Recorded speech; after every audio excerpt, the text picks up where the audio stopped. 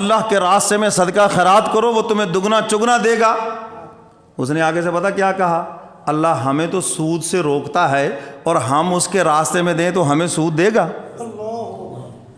یہ سود خور تو تھے یہودی، اور چلتے چلتے بیماری آئی ہمارے پاس بھی، آ گئی یا نہیں آ گئی؟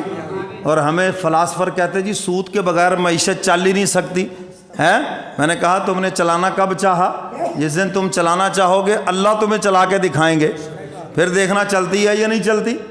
تو میرے محترم سامعین، اب اس نے مذاق اڑایا اور بکواس کرنے لگا، کہنے لگا دیکھو جی اللہ رب العزت تمہارا اللہ جو ہے وہ تو غریب ہو گیا، توبہ نعوذ باللہ، ان اللہ فقیر ونحن اغنیاء، اللہ فقیر ہو گیا اس لیے قرضے مانگ رہا ہے۔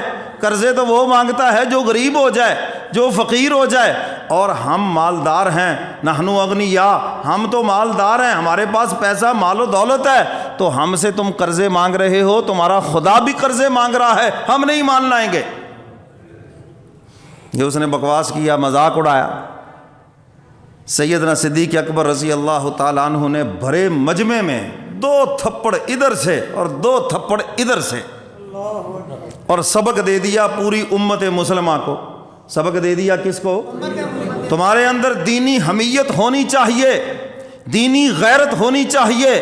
تمہارے سامنے کو خدا کی توہین کرے، تمہارے سامنے اس کے رسول کی توہین کرے، تمہارے سامنے رسول کے یاروں کی توہین کرے، اور تمہاری غیرت ایمانی وہاں جوش میں آنی چاہیے۔ کیوں جی آنی چاہیے؟ یہ نہیں جی جوڑ پیدا کرو، جی جوڑ پیدا کرو، بھی ہم بھی کہتے پیدا کرو، لیکن ان سے تو نہیں۔ اللہ اس کے رسول کے دشمنوں سے کیا جوڑ ہے؟ جو حضور کے یاروں کا دشمن ہے ان سے کیا جوڑ ہے؟ جو قرآن کا منکر ہے ان سے کیا جوڑ ہے آپ کا بھائی؟ وہاں پر آپ کے اندر مذہبی اور دینی غیرت ہونی چاہیے، دینی حمیت ہونی چاہیے۔ سیدنا صدیق اکبر رضی اللہ تعالیٰ عنہ جیسا عظیم ٹھنڈا انسان جب اللہ کی توہین دیکھی جلال میں آ گئے اور بڑے مجمع میں منہ کے اوپر تھپڑ لگائے۔ شور برپا ہو گیا جی، ہمارے تو عالم کی توہین ہو گئی۔ اصل میں ایک مسئلہ اور بھی اللہ حل کرنا چاہتے تھے۔ لوگ سمجھتے ہیں کہ سیدنا صدیق اکبر کو صرف حضور سے ہی عشق ہے، اللہ یہ دکھانا چاہتے تھے نہیں ابو بکر میرا بھی عاشق ہے، ابو بکر میرا بھی، اللہ کے بھی عاشق ہیں۔ اور یاد رکھنا اللہ کا عشق اس وقت تک نہیں آئے گا جب تک حضور کا عشق دل میں نہ آئے، اور حضور کا عشق اس وقت تک نہیں آئے گا جب تک عشق سکھانے والے کی محبت دل میں نہ آئے۔ کسی اللہ والے کی صحبت میں نہ انسان جائے تو سچی محبت آ بھی نہیں سکتی۔ تو سیدنا صدیق اکبر رضی اللہ تعالیٰ عنہ اللہ کے بھی عاشق ہیں اور اس کے محبوب کے بھی عاشق ہیں۔ سبحان اللہ۔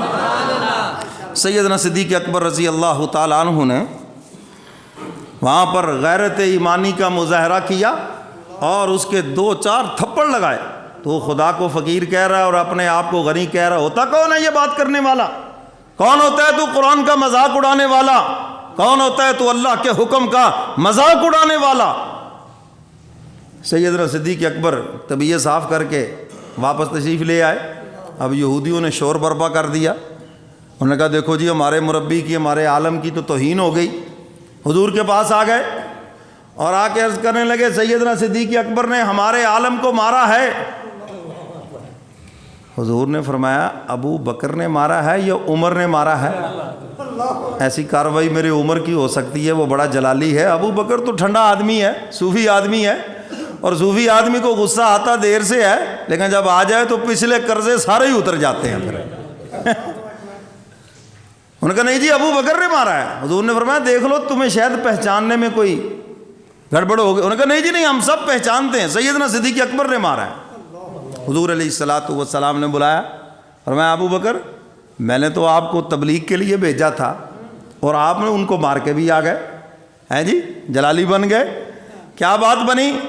عرض کیا اللہ کے محبوب میں ان کے پاس پہنچا اور میں نے آپ کا پیغام پہنچایا، مگر انہوں نے اللہ کے حکم کا مذاق اڑایا اور اس نے بکواس کی کہ اللہ غریب ہے اور ہم مالدار ہیں، اللہ میاں تو قرضے مانگ رہا ہے، تمہارے خدا سے تو توبہ نعوذ باللہ خدائی نہیں چلتی، حکومت نہیں چلتی، اس لیے وہ ہم سے قرضے مانگ رہا ہے اور ہم مالدار ہیں، ہمیں تو تمہارا رب کہتا ہے سود حرام ہے اور وہ خود ہمیں کیسے سود دے گا؟ اچھا سود اور چیز ہے، تجارت اور چیز ہے۔